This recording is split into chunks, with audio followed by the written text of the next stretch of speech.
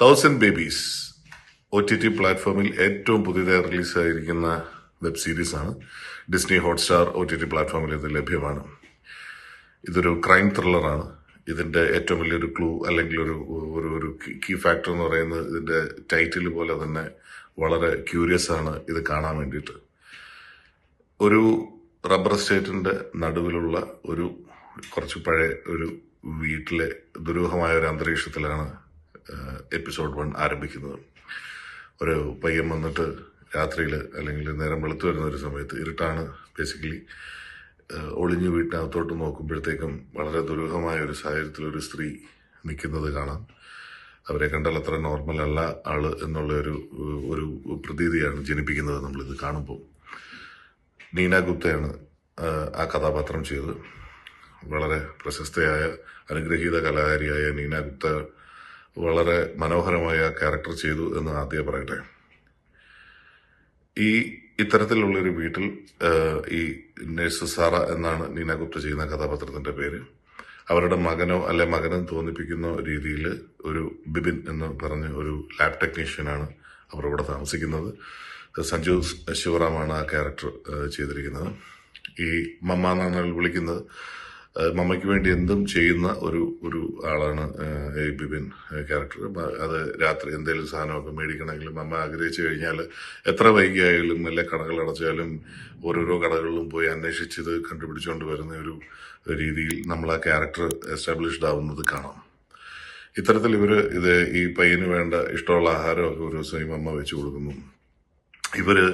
ഈ വീട്ടിലെ വളരെ ഒരു ദുരൂഹമായ ഒരു മുറിയിലെ ഭിത്തിയിൽ ഇവരെന്തൊക്കെയോ ആരുടെയൊക്കെയോ വിലാസങ്ങൾ ഇങ്ങനെ എഴുതുന്നത് നമുക്ക് കാണാം ആദ്യത്തെ എപ്പിസോഡിൽ.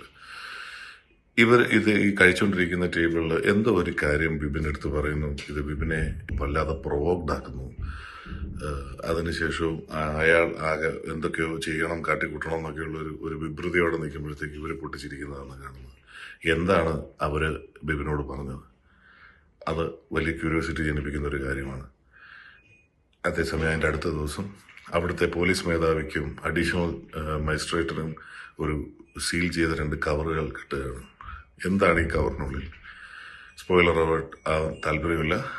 കാരണം ഇത് അത്രയും ക്യൂരിയോസിറ്റിയും നമുക്കൊരു വളരെ സർപ്രൈസിങ് ആയിട്ടുള്ള ഒരുപാട് എലമെന്റ്സും ഉള്ള ഒരു കഥയാണ് പിന്നീട് ഇത് അങ്ങോട്ട് അൺഫോൾഡ് ചെയ്യുന്നത്. ഇത്തരത്തിൽ ഓരോ എപ്പിസോഡുകളിലും എന്താണ് അടുത്ത് നടക്കാൻ പോകുന്നത് എന്നുള്ളത് തന്നെയാണ് പോസിറ്റീവ്സിൽ ആദ്യം പറയാനുള്ളത്. വളരെ ഇന്റലിജന്റ് ആയിട്ട് തന്നെയാണ് ഇതിന്റെ ഒരു സ്ക്രിപ്റ്റിംഗ് ഇതിന്റെ മേക്കേഴ്സ് നടത്തിയിരിക്കുന്നത്. കറക്റ്റ് ഓരോ എപ്പിസോഡ് എൻഡിലും അടുത്ത എപ്പിസോഡിലേക്ക് കാണാനുള്ള ഒരു ക്യൂരിയോസിറ്റി വളരെ കൃത്യമായി ഇവർ ഇതിൽ പ്ലേസ് ചെയ്തിട്ടുണ്ട്. മറ്റൊരു പോസിറ്റീവ് പറയട്ടെ. സാധാരണ ഇത്തരം ക്രൈം ത്രില്ലർ കാണുമ്പോൾ എപ്പോഴും ഈ കൊലപാതകിയെ ഒളിപ്പിച്ചു വെക്കാറുണ്ട്. നമ്മൾ ക്രൈം ഫയൽസിന്റെ റിവ്യൂവിൽ പറഞ്ഞതുപോലെ.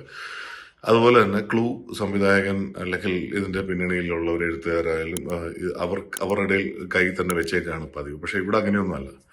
ഇവിടെ ആദ്യം തന്നെ 2ാമത്തെ എപ്പിസോഡിൽ ഒരു മർഡറിന്റെ ഒരു പശ്ചാത്തലം ഉണ്ടാകുന്നു.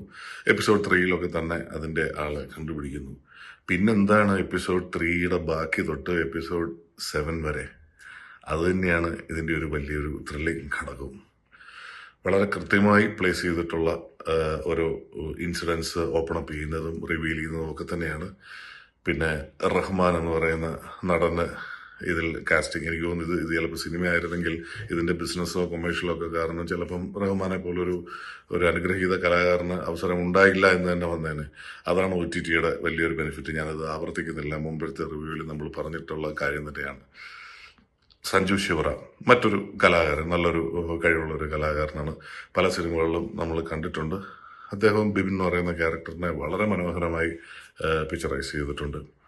നീന ഗുപ്ത എന്ന ലെജൻഡ് ആ മാഡത്തിന്റെ ഒരു പെർഫോമൻസ്, വളരെ കുറച്ച് ഫുട്ടേജസ് ഈ ഒരു 7 എപ്പിസോഡ് എടുക്കുമ്പം ഉണ്ടെങ്കിൽ പോലും ഈ അഭിനയം എന്ന് പറയുന്ന കല അല്ലെങ്കിൽ അഭിനയത്തിന് ഡയലോഗോ ഭാഷയോ ഒന്നും ഒരു വിഷയമല്ല എന്നുള്ളത് നീന ഗുപ്തയുടെ ഇതിലെ പെർഫോമൻസ് കണ്ടാൽ നമുക്ക് മനസ്സിലാവും. ഇതിൽ ചില രാഷ്ട്രീയ നിലപാടുകളും ഒക്കെ പറഞ്ഞു പോകുന്നുണ്ട് ഒരു കഥാപാത്രത്തിലൂടെ. ഞാൻ നിലപാടുകളിലേക്ക് കടക്കുന്നില്ല. പക്ഷെ ഇതിൽ വലിയൊരു മെസ്സേജ് അല്ലെങ്കിൽ ഒരു ടേക്ക് അവേ നമുക്ക് കാണുന്നവർക്ക് ഒരു ഇന്നർ ഡീപ് മെസ്സേജ് ഉള്ളത് രാഷ്ട്രീയ നിലപാടിന്റെ കാര്യത്തിൽ ഇന്നർ ഡീപ് മെസ്സേജ് എന്താണെന്ന് വെച്ചാൽ ഈ മതപരമായ കാരണങ്ങളാൽ ഓരോ രാഷ്ട്രീയ നിലപാടുകളും കാഴ്ചപ്പാടുകളും ഉണ്ടാകുന്നത് തെറ്റോ ശരിയോ എന്നുള്ളത് നമ്മളിവിടെ ചർച്ച ചെയ്യുന്നില്ല. പക്ഷേ അത്തരം നിലപാടുകൾ ഈ എടുക്കുന്ന ആൾക്കാർ തൊട്ടപ്പുറത്തെ വീട്ടിലായിരുന്നെങ്കിൽ കംപ്ലീറ്റ്ലി അവരുടെ രാഷ്ട്രീയം മറ്റൊന്നാകനെ, അല്ലെങ്കിൽ അതിൻ്റെ അപ്പുറത്തെ വീട്ടിലായിരുന്നെങ്കിൽ മൂന്നാമതൊരു പാർട്ടിയുടെ അല്ലെങ്കിൽ ഒരു സംഘടനയുടെയോ ആറ്റിറ്റ്യൂഡ് ആയനെ എന്നുള്ള ഒരു വലിയൊരു മെസ്സേജ് ഇതിലെ ഒരു രാഷ്ട്രീയ നിലപാടിൽ നിന്നുള്ളത് നമുക്കൊരു ടേക്ക് അവേ ആണ്. അത്തരത്തിൽ ഇതിൽ ഈ ഞാൻ നേരത്തെ പറഞ്ഞു ഈ വെബ് സീരീസിന്റെ വലിയൊരു ഒരു ഗുണം എന്ന് പറഞ്ഞാൽ വലിയ ഉന്നത നിലവാരമുള്ള ക്യാമറയും വിഷ്വൽസും ഒക്കെയാണ്. ഇപ്പൊ ആലപ്പുഴയൊക്കെ വളരെ മനോഹരമായി തന്നെ ഇത് ചിത്രീകരിച്ചിട്ടുണ്ട്. ഇപ്പോൾ ഒരുപാട് റിയലിസ്റ്റിക് ആയിട്ടുള്ള കുറെ സബ്ജക്റ്റുകളാണ് നമ്മൾ വരുന്നത്. റിയലിസ്റ്റിക് എന്ന് പറയുമ്പോൾ അതിൻ്റെതായിട്ടുള്ള ദോഷങ്ങളുമുണ്ട്. പക്ഷെ ഇതങ്ങനെയല്ല. ഇതിപ്പോ OTT പ്ലാറ്റ്ഫോമിൽ ഒരു കേരളത്തിന് പുറത്തുള്ള അല്ലെങ്കിൽ കേരളത്തിനെ ഒരു സഞ്ചാര ടൂറിസം മേഖലയായിട്ടൊക്കെ കാണാൻ ആഗ്രഹിക്കുന്ന ആൾക്കാർക്ക് ശരിക്കും പ്രൊമോട്ട് ചെയ്യുന്ന രീതിയിൽ തന്നെയാണ് ഇതിലെ ഓരോ വിഷ്വൽസും അപ്പ് ചെയ്തിരിക്കുന്നത്, അല്ലെങ്കിൽ ഓരോ ഷോർട്സുകളും കടന്നു പോയിട്ടുള്ളത്, വിച്ച് ഈസ് വെരി ഗുഡ്. അങ്ങനെ തന്നെയാണ് ഇത്തരത്തിലുള്ള സിനിമകളൊക്കെ എടുക്കേണ്ടത്. കാരണം നമ്മൾ നാച്ചുറലി ബ്ലെസ്ഡ് ആണ് കേരളം. ഇതിന്റെ നെഗറ്റീവ്സിലേക്ക് വരുമ്പോഴത്തേക്കുള്ള ഒരു പ്രധാന പ്രശ്നം, ആദ്യത്തെ ഒരു 3 അല്ലെങ്കിൽ 4ാമത്തെ എപ്പിസോഡിലൊക്കെ കയറുമ്പോൾ ഉള്ള ഒരു പിരിമുറുക്കം പിന്നീടുള്ള എപ്പിസോഡ്സിൽ കുറഞ്ഞു വരുന്നതായിട്ട് നമുക്ക് കാണാം. പ്രത്യേകിച്ച് ആ ലാസ്റ്റ് എപ്പിസോഡിലെ ക്ലൈമാക്സ് ഒക്കെ കൊണ്ട് നിർത്തുന്നത് ഇത് ഇത്രേ ഉള്ളോ എന്ന് തോന്നുന്ന രീതി, അല്ലെങ്കിൽ ഇതിനു വേണ്ടിയിട്ടായിരുന്നു ഇത്രയും വലിയൊരു ബിൽഡപ്പ് എന്ന് തോന്നിക്കുന്ന രീതിയിലാണ് ഇതിന്റെ ഒരു എൻഡിങ് ഒക്കെ വന്ന് നിൽക്കുന്നത്.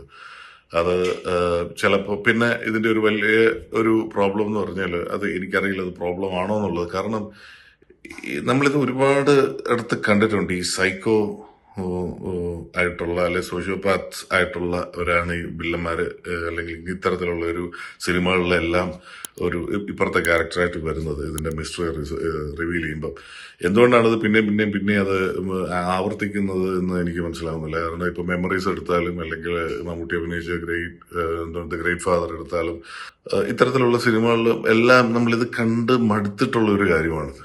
ഇവിടെയും ഏകദേശം അങ്ങനെയൊക്കെ തന്നെയാണ് ഇതിന്റെ ഒരു മോട്ടിവേഷനും അല്ലെങ്കിൽ ഇതിന്റെ ഒരു റീസണിങ്ങും ഒക്കെ തന്നെ പോകുന്നത്. അത് ശ്രദ്ധിക്കാമായിരുന്നു. പിന്നെ എനിക്ക് തോന്നുന്നത് ഇത് സിനിമയ്ക്ക് വേണ്ടി എഴുതിയിട്ട് പിന്നീട് അത് വെബ് സീരീസ് ആക്കിയ സ്ക്രിപ്റ്റ് ആണെന്നാണ് തോന്നുന്നത്. കാരണം ഇതിന്റെ ടൈറ്റിൽസ് ഒക്കെ pre sequel, first half, second half, interval എന്നൊക്കെ പറഞ്ഞാണ് ഇതിന്റെ എപ്പിസോഡ് ടൈറ്റിൽസ് പോകുന്നത്. അത് വലിയ കുഴപ്പമില്ലാത്ത കാര്യം തന്നെയാണ്. പക്ഷെ ആ ഒരു ടേണിങ്, ആ ഒരു സ്ക്രിപ്റ്റിലേക്കുള്ള വെബ് സീരീസിന്റെ സ്ക്രിപ്റ്റിലേക്കുള്ള ഒരു കൺവേർഷനൊന്നും ഒരുപാടൊന്നും ബാധിച്ചിട്ടില്ല. പിന്നെ പറയാനുള്ള ഒരു കാര്യം എന്ന് പറഞ്ഞാൽ, ഇതില് പച്ച മലയാളത്തിൽ പറഞ്ഞാൽ പച്ചത്തറി ഒരുപാട് ഉപയോഗിച്ചിട്ടുണ്ട്. ഇതിലെ കഥാപാത്രങ്ങൾ ആണും പെണ്ണും കുടുംബവും ഒക്കെ ഉള്ള സീനുകളിലും ഒക്കെ ഇതിങ്ങനെ വളരെ വലുതായി തന്നെ ഉപയോഗിച്ചിട്ടുണ്ട്. അത് ഇപ്പോൾ OTT പ്ലാറ്റ്ഫോമിൽ ഇതിന് വലിയൊരു പുതുമയൊന്നുമല്ല. കാരണം ഇത് ഒരുപാട് സിനിമകളിൽ ഇപ്പം പ്രത്യേകിച്ച് കോവിഡിനൊക്കെ ശേഷം ഇറങ്ങിയ ഒരുപാട് സിനിമകളിലും വെബ് സീരീസുകളിലൊക്കെ ഇത് ഉപയോഗിക്കുന്നുണ്ട്. വ്യക്തിപരമായി ഇത് ഇഷ്ടമല്ലാത്ത ഒരുപാട് പേരെ അറിയാവുന്നത് കൊണ്ടാണ് നമ്മൾ ഈ റിവ്യൂവിൽ ഇത് കവർ ചെയ്യുന്നത്. കാരണം ഇത് OTTയിൽ ഇറങ്ങിയിരിക്കുന്ന ഒരു വെബ് സീരീസാണ്. ഇത് കാണാൻ വീട്ടിലെ സ്വീകരണ മുറി ആണ് എല്ലാവരും തിരഞ്ഞെടുക്കുന്നത്. അപ്പൊ തന്നെ തൊട്ടപ്പുറത്തിരുന്ന് അടുക്കളയും അല്ലെങ്കിൽ അപ്പുറത്ത് ഇരുന്ന് പഠിക്കുന്ന കുട്ടികളും ഒക്കെയുള്ള സാഹചര്യത്തിലായിരിക്കാം ചിലപ്പോൾ ഇത് കാണേണ്ടി വരുന്നത്. ഇത് പ്രശ്നമല്ലെങ്കിൽ ഇത് കുഴപ്പമില്ല. അത് പക്ഷേ റിവ്യൂ എന്നുള്ള ഈ പ്രോഗ്രാമിന്റെ ഒരു കമ്മിറ്റ്മെന്റ് എന്നുള്ള രീതിയിൽ നമ്മളിത് ഇവിടെ ഷെയർ ചെയ്യുന്നു എന്നുള്ളതേ ഉള്ളൂ. അപ്പം ഇത്തരത്തിലാണ് ഇതിന്റെ നെഗറ്റീവ്സും ഒക്കെ ഉള്ളത്. ഇതിന്റെ ഒരു ഫൈനൽ വേർഡിക്റ്റിലേക്ക് വന്നു കഴിഞ്ഞാൽ, അല്ലെങ്കിൽ ഇതിന്റെ ഒരു വേർഡിക്റ്റിലേക്ക് വന്നു കഴിഞ്ഞാൽ, ഈ OTT പ്ലാറ്റ്ഫോമിൽ റിലീസാവുന്ന ഇത്തരത്തിലുള്ള വെബ് സീരീസുകളിലും സിനിമയ്ക്കൊക്കെ റിവ്യൂ പറയുമ്പോൾ ഒരു വലിയ സൗകര്യം, നമുക്ക് മാക്സിമം ഈ നെഗറ്റീവ്സ് പറയുന്നത് ഒഴിവാക്കാം. ഫിലിം മേക്കേഴ്സൊക്കെ ആഗ്രഹിക്കുന്നതും അത് തന്നെയാണ്. അല്ലെങ്കിൽ ഒരു കാണാനിരിക്കുന്നവർക്കും എപ്പോൾ വേണമെങ്കിലും ഇത് പോസ് ചെയ്യാനുള്ള ഒരു സ്വാതന്ത്ര്യമുണ്ട്.